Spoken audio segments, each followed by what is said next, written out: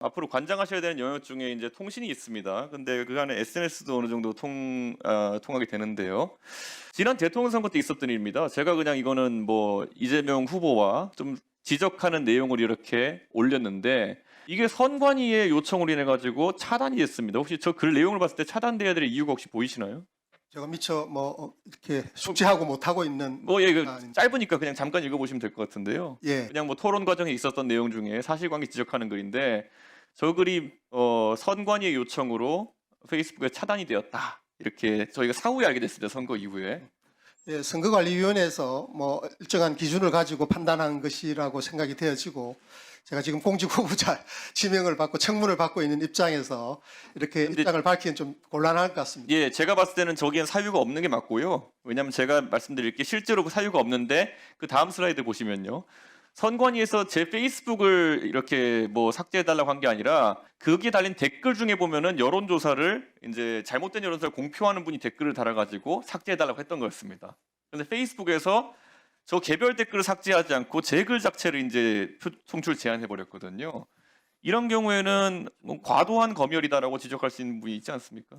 당사자로서는 그런 생각을 하실 수도 있고 네. 어떤 근거에서 선관위나 이런 쪽에서 조치를 했고 그다음에 페이스북에서 어떤 대응을 했는지 사실관계를 확인을 해가지고 뭐 사실관계 말씀드린 거고요. 제가 예, 예. 지나간 선거인데 제가 뭘 할 것도 아니고요. 예. 근데 이게 왜냐하면 기술적으로 이런 문제가 예를 들어서 그러면은 네이버에 어떤 뉴스가 들어왔는데 거기 뉴스 댓글로 누가 만약 허위 정보를 게시한다면은 뉴스 자체를 차단한다 이런 논리가 될 수도 있는 거거든요. 그래서 저는 예, 이게 그 정보통신망법에 의하면 예.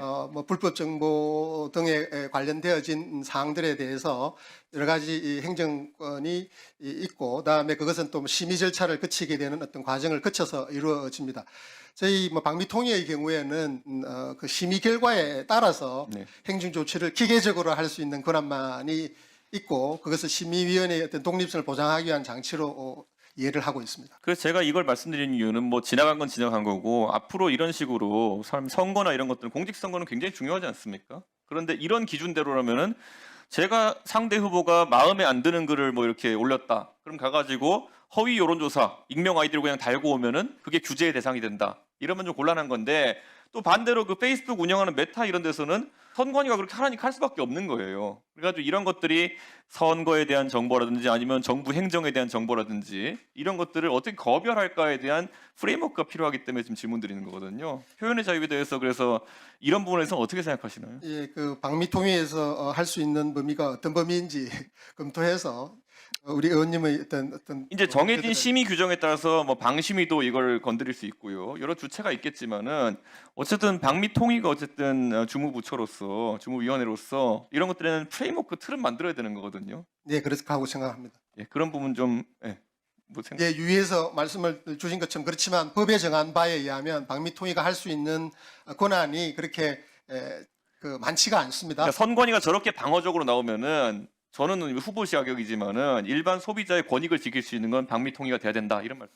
예, 그 관련되어서 저희가 할 수 있는 일들을 찾아보고 검토해서 대응할 수 있으면 대응하도록 하겠습니다.